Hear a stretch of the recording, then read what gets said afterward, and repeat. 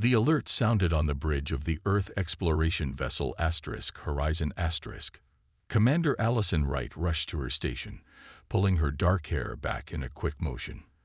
The ship's sensors had picked up something unusual, an object moving at speeds that defied human technology.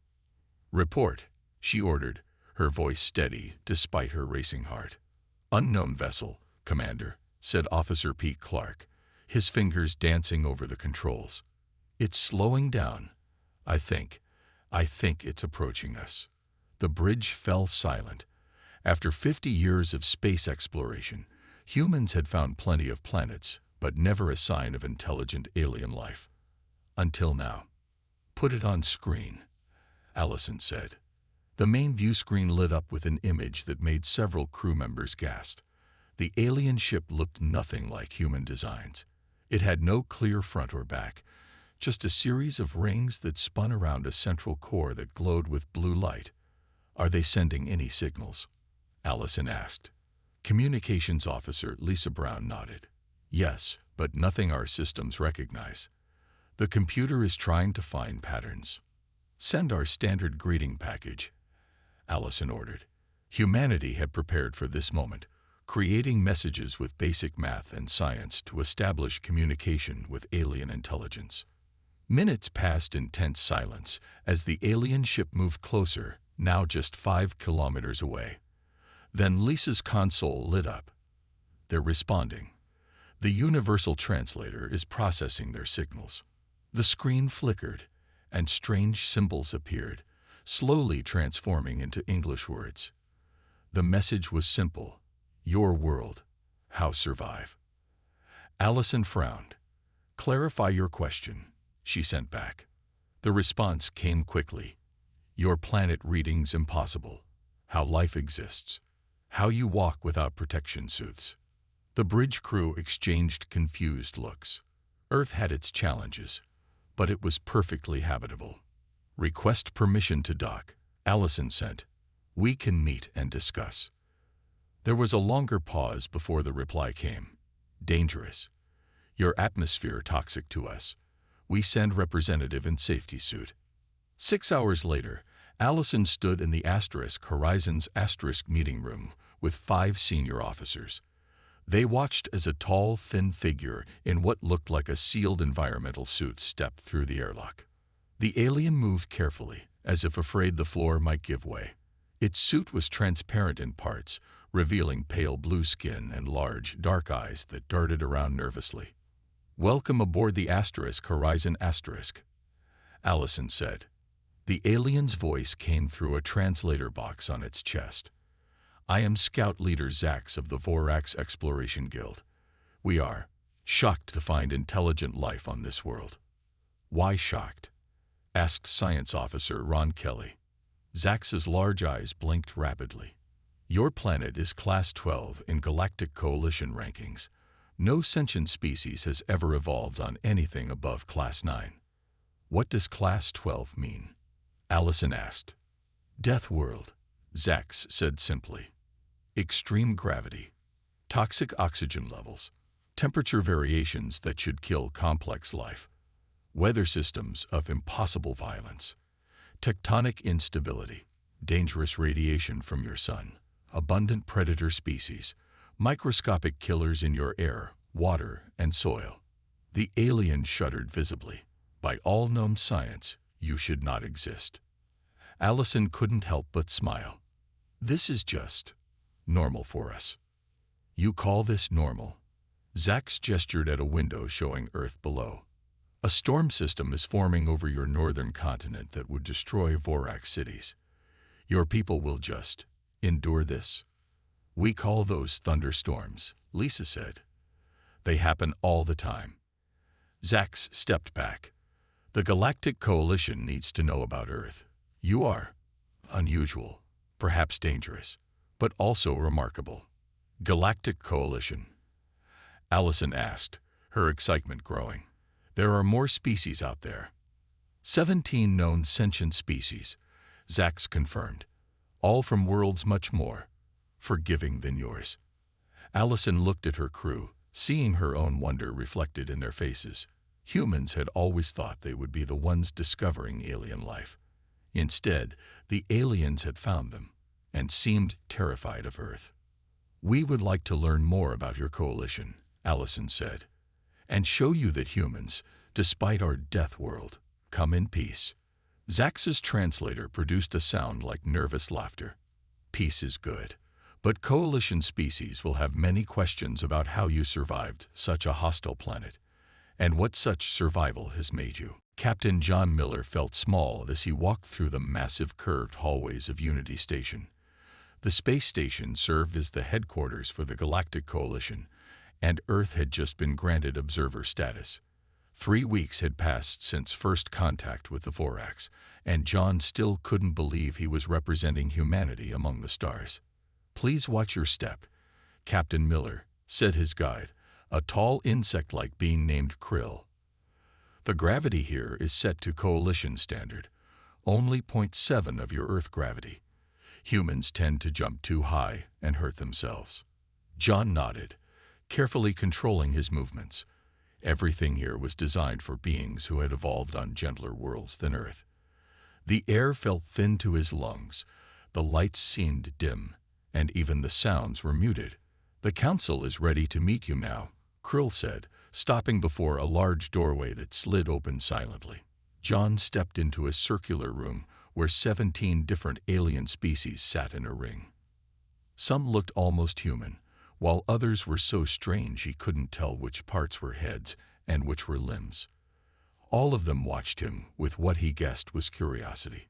"Captain John Miller of Earth," announced a voice from hidden speakers, representative of the newest discovered world. A being with blue-green skin and 4 arms rose from the central seat. "I am High Coordinator Vril of the Coalition. Welcome to Unity Station, Captain. We have reviewed the initial reports from the Vorax survey team. They are concerning." John tried to stand tall without looking threatening. The briefing from Earth Command had been clear, appear friendly but confident. "Concerning in what way?" he asked. Vril gestured with 2 of his arms. "Your world is classified as Class 12 on our habitability scale. Such planets are considered impossible for intelligent life to evolve upon. The conditions are simply too harsh." A hologram appeared in the center of the room, showing Earth with various data points floating around it.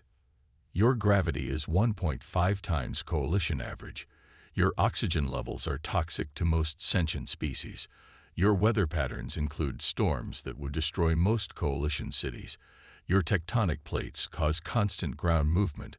Your wildlife includes numerous predators, and your microscopic organisms are aggressive and abundant," Vril listed. "Yet humans not only survive there, you thrive." John smiled slightly. "It's just home to us." A being that looked like a cross between a fox and a bird leaned forward. "Your species can survive temperature variations of over 100 degrees in your measurement scale. You can lose significant blood volume and continue functioning. You can break bones and heal completely. You can swim in liquid water filled with microorganisms. You can eat foods that would poison most Coalition species.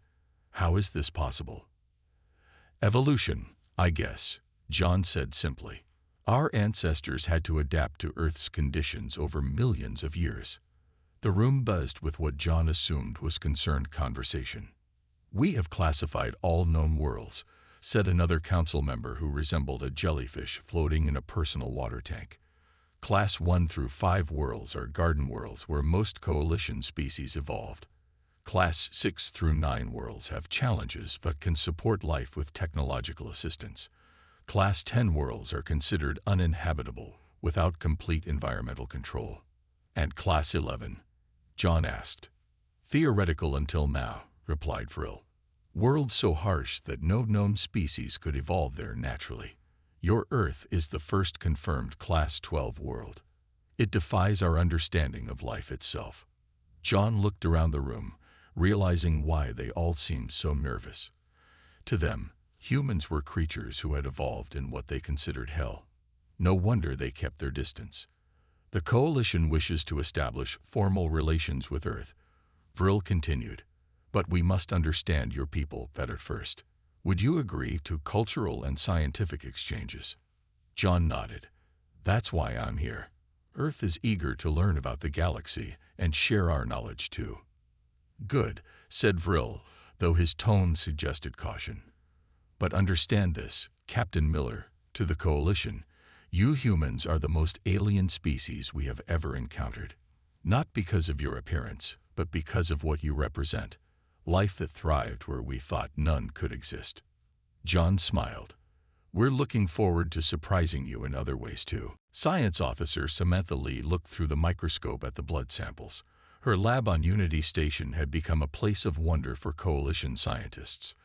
They watched her work without protective gear, amazed that she could handle open samples without fear. And you say this is a normal human immune response? Asked Dr. Zex, a tall, thin alien with pale skin who wore a filtered mask even in the clean lab. Completely normal, Sam confirmed, looking up from the microscope. When human bodies detect a threat, our white blood cells attack it right away.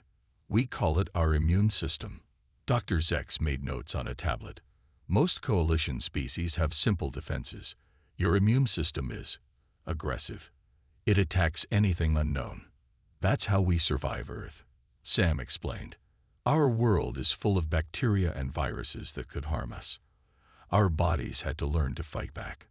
The research had been going on for 3 weeks now. Coalition scientists studied humans while humans learned about alien biology. The differences were amazing on both sides. Would you mind showing the strength test again? Asked another scientist named Greel, who had 6 arms and a body like a praying mantis. Our data seems incorrect. Sam smiled and walked to the testing area. She picked up a metal bar and bent it with her hands until it formed a U-shape.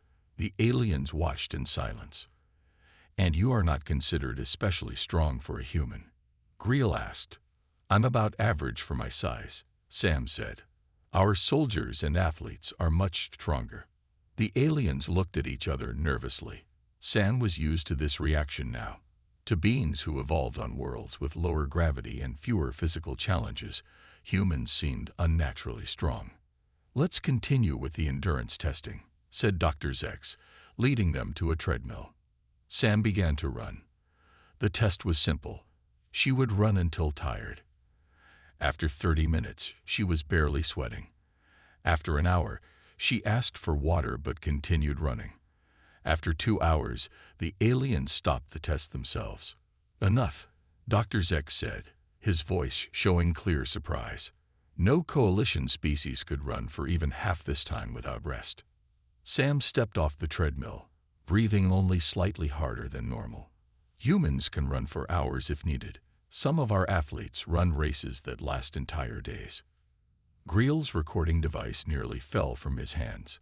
But why would evolution create such endurance? Early humans were persistence hunters, Sam explained. We couldn't outrun fast animals, but we could follow them until they became exhausted. Then we could catch them for food.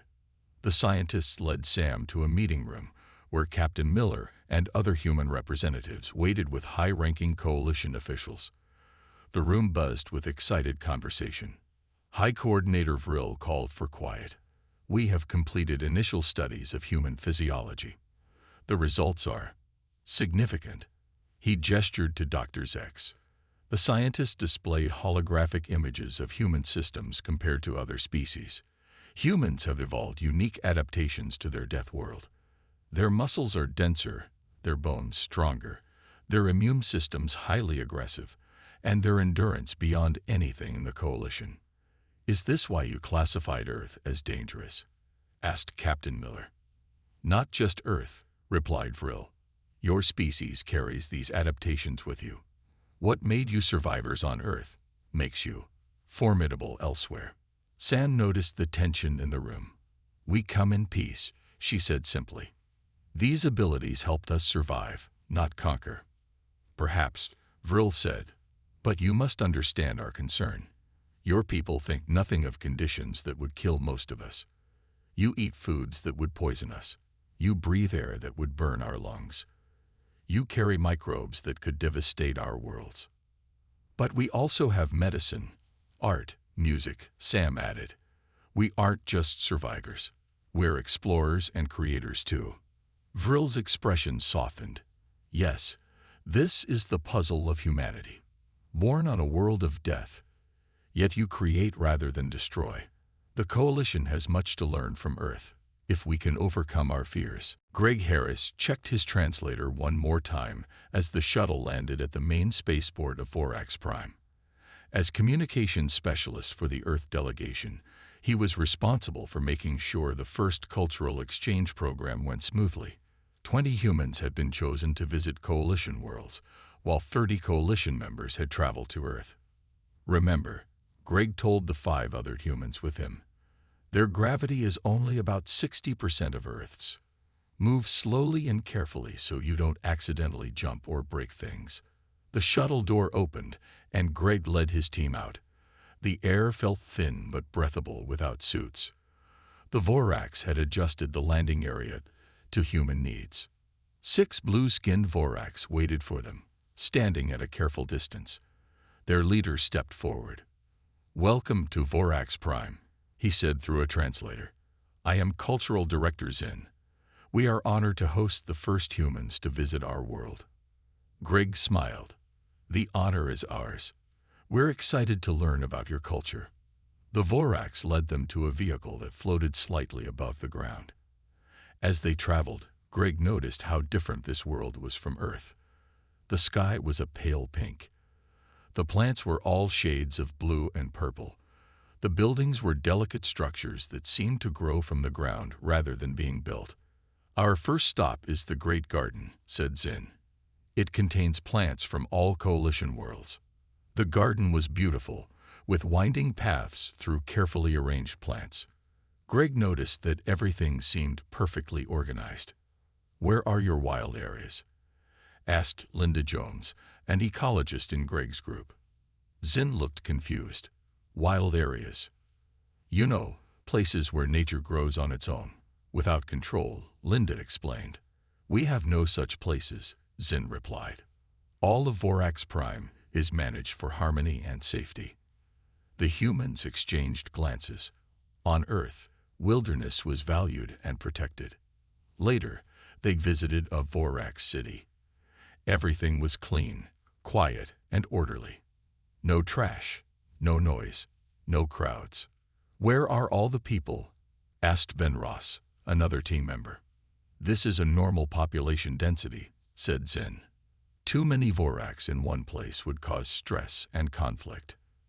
That evening, the humans stayed in special quarters designed to mimic Earth conditions. Greg received a call from Captain Miller.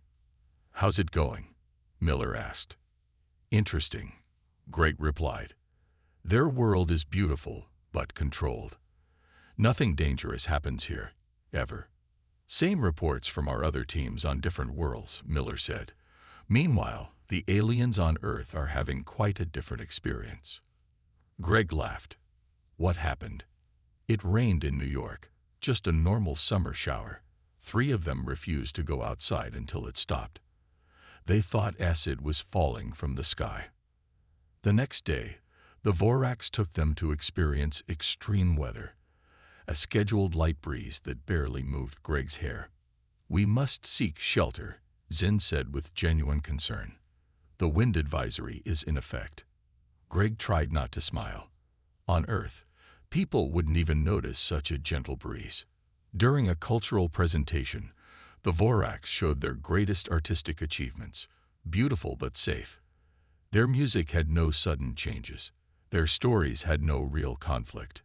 In human stories, Greg explained when asked, characters face dangers and must overcome them. But why create danger in stories when real life should be safe?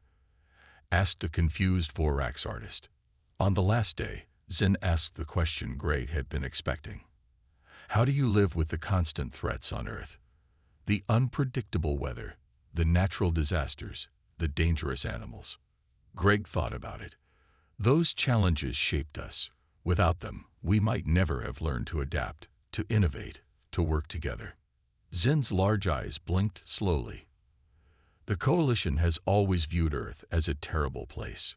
But watching you humans, I wonder if we've lost something by making our worlds too safe, too perfect. As their shuttle prepared to leave, Greg looked back at the beautiful, peaceful world. He appreciated its beauty, but realized he missed Earth's wild unpredictability. The perfect safety of Vorax Prime felt somehow incomplete. The emergency alarm blared through Unity Station.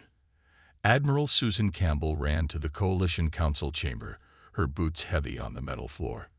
After 6 months of peaceful relations between Earth and the Coalition, something had gone terribly wrong. "Report," Susan demanded as she entered the chamber. High Coordinator Vril's 4 arms moved in what she now recognized as a gesture of distress. "The Nexari have attacked 3 border worlds, thousands dead. They're moving toward the core systems." The main screen showed a star map. Red markers indicated destroyed Coalition outposts. Susan had never heard of the Nexari before. "Who are they?" she asked. "A species from beyond known space," Vril explained. "They evolved on a Class 9 world, nearly as harsh as Earth. They are conquerors who take resources and leave nothing behind." Susan studied the tactical display. "Where are your defense forces?" The room grew quiet. A military leader named Krax, with scales instead of skin, spoke up. "Our ships were destroyed. Coalition species prefer cooperation to conflict. Our weapons are designed to disable, not destroy." "The Nexari have no such limitations," Vril added. "Their weapons are made to kill. Their ships are built for war." Susan understood the problem immediately. Species from gentle worlds had never needed to develop the aggressive instincts or weapons that life on harsher planets demanded. "How can Earth help?" she asked. Vril and the other council members exchanged looks. "We wish to request military assistance," Vril said carefully. "Your people understand conflict in ways we do not."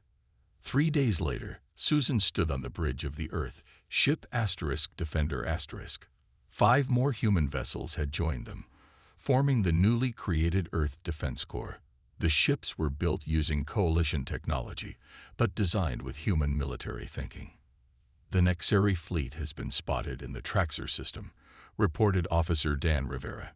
6 warships heading toward the colony world. Susan nodded. "All ships, combat formation Beta. Prepare for jump." The human ships appeared near Traxor, facing the oncoming Nexari fleet. The alien vessels were dark, with sharp angles and weapon ports covering their hulls. "Open communication channel," Susan ordered. The screen showed a reptilian face with yellow eyes and rows of teeth. "I am War Leader Thresh of the Nexari Expansion Force. Surrender or be destroyed." "I am Admiral Susan Campbell of Earth. We request you withdraw from Coalition space immediately." The Nexari laughed, a harsh sound. "The Coalition has no warriors, only weak beings who beg for mercy." "We're not from the Coalition," Susan replied. "We're from Earth." For the first time, the Nexari showed surprise. "Earth? The Death World? Impossible. No world is harsher than the Nexari homeworld." "Our scientists classify your world as Class 9, Susan said. "Earth is Class 12. We evolved in conditions you couldn't survive." Thresh's yellow eyes narrowed. "Lies. Prove your strength." Susan had expected this. Species from harsh worlds respected power. Targeting their lid ship, she told her weapons officer, "Fire when ready." The Defender fired a precision strike that cut through the Nexari ship's shields and disabled its weapons. The humans had studied the Nexari technology and found its weaknesses. "That was a warning," Susan told Thresh. "The next shot disables your engines. The third destroys your ship. Choose." The Nexari ships began to turn away. "This is not over," Thresh growled. "The Nexari will learn about these humans from Earth." When the Nexari fleet jumped away, cheers erupted across the human ships. But Susan remained quiet, watching the stars. The Coalition representatives on her ship looked at the humans with new eyes, part admiration, part fear. "You didn't destroy them," said the Coalition observer Len. You could have, but you showed restraint. Susan nodded.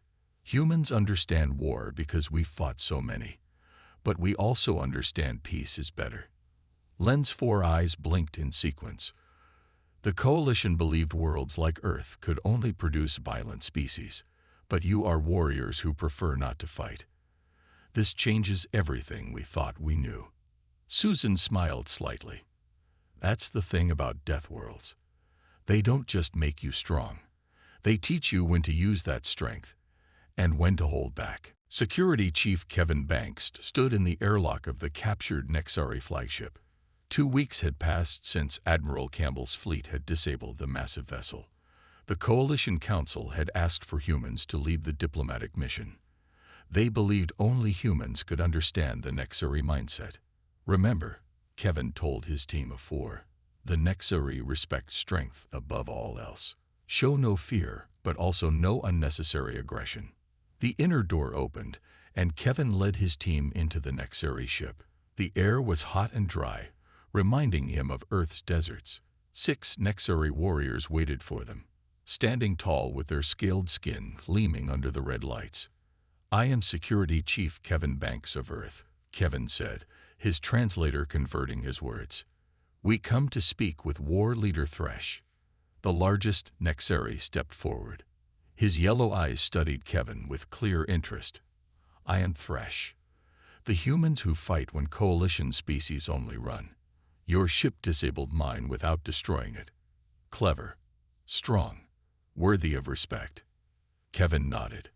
We prefer talking to fighting when possible. Thresh made a sound like rocks grinding together. A laugh. Coalition beings say the same, but they are weak. You are not weak. You choose not to kill when you could.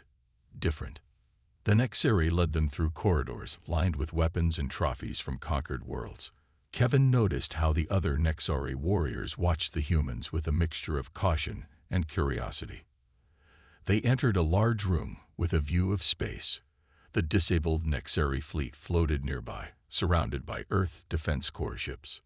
My scouts have brought information about Earth, Thresh said. They say it cannot be real. Gravity that would crush Nexari bones. Weather that would tear our ships apart. Predators larger than our transport vehicles. Is this true? Kevin pulled out a small device and projected images of Earth. Hurricanes, earthquakes, lions, sharks, and dense cities filled with millions of humans. This is normal for us, Kevin explained. Earth has shaped humans to be adaptable. Thresh touched the images with a clawed finger. We thought our world was the harshest any species had survived. We believed this made us destined to rule. But your Earth. We don't want to rule, Kevin said. We want to trade, to learn, to explore. The Coalition offers opportunities for all species.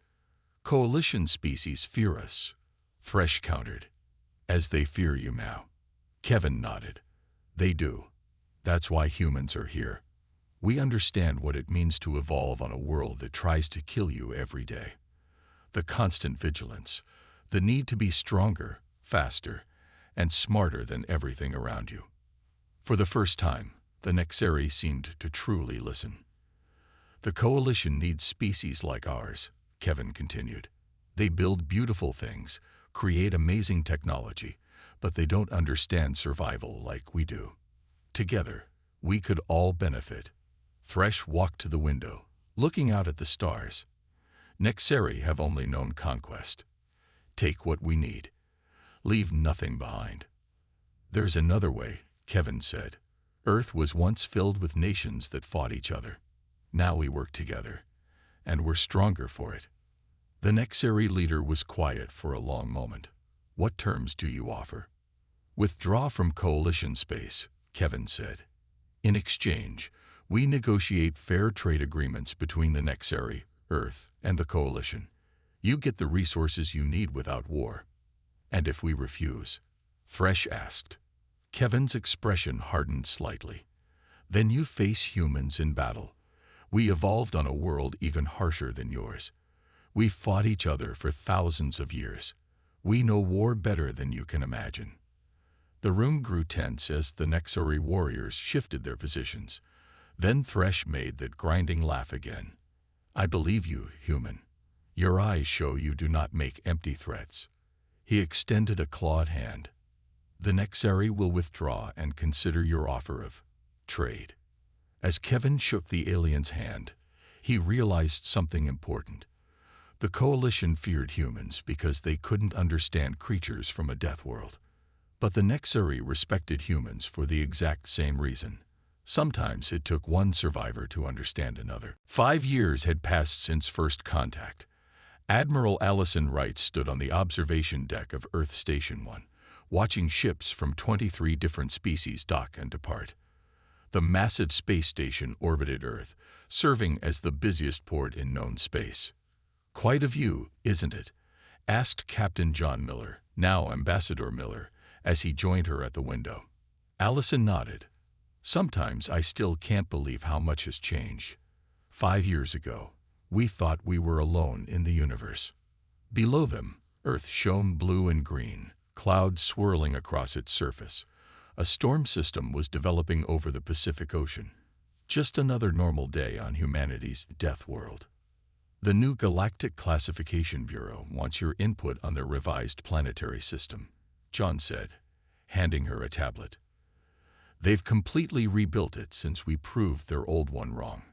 Allison smiled as she scrolled through the document. The old system that had labeled Earth as an impossible Class 12 death world had been replaced. Now planets were rated on multiple factors rather than a simple scale of habitability. "Ambassador Thresh has arrived for the trade conference," said a voice over the intercom. The Nexari had become important allies after the peace agreement. "Who would have thought our biggest threat would become one of our strongest partners?" John remarked. "It makes sense," Allison replied. "They understand us better than the Coalition species do. We both evolved on challenging worlds." A shuttle from Earth docked at the station, bringing a group of human students for their first visit to space. They pressed against the windows, faces filled with excitement rather than fear. Unlike Coalition children, who were taught to be cautious of anything unknown, human children rushed toward new experiences. "The educational exchange program has been our most successful initiative," John noted. "Coalition scientists learning survival skills on Earth, while human students study advanced technology on Coalition worlds." Allison watched as a Vorax ship carefully maneuvered into its docking bay. "They're getting better at dealing with our gravity and atmosphere. Remember how terrified Zax was when he first set foot on the horizon." "He leads their Earth study program now," John said with a laugh. "Spends half his time in the Amazon rainforest, studying Earth's biodiversity. Says it rewired his understanding of life itself." A group of Coalition officials approached them, led by High Coordinator Vril. After years of working with humans, the Coalition species had become less fearful, though they still moved carefully in Earth's stronger gravity. "Admiral Wright, Ambassador Miller," Vril greeted them. "The Council has approved the expansion of the combined fleet. 10 more Earth ships will join with 15 Coalition vessels and 5 Nexari cruisers." "Good news," Allison said. "The more we work together, the safer all our worlds will be." "Indeed," Vril agreed. "When we first discovered Earth, we feared your people. We could not understand how intelligence could evolve in such harsh conditions. Now we see that those very conditions created exactly what the galaxy needed." From the observation window, they could see the first generation of ships built with combined technology: human durability, Coalition efficiency, and Nexari speed. Together, they were exploring worlds previously considered too dangerous for any single species. "The universe is more dangerous than any of us realized," John said quietly, "but also more wonderful." Allison nodded. "That's why we keep exploring. Because every world, even the harshest ones, has something to teach us." As the Earth turned below them, Allison thought about how far they had come. Humans had gone from being feared as death world monsters to becoming essential members of the galactic community. Their strength was now valued alongside their creativity and determination. What's next? asked Frill. Allison smiled. There's a whole universe out there. Some parts peaceful, some parts harsh. Earth taught us to handle both. Now we teach others. A new ship appeared from hyperspace, the Unity *, the first vessel with a truly mixed crew from all species, ready to seek out new worlds, whether garden paradises or challenging deathworlds. Because now they understood that every type of planet could produce something valuable, something unique, just as Earth had done.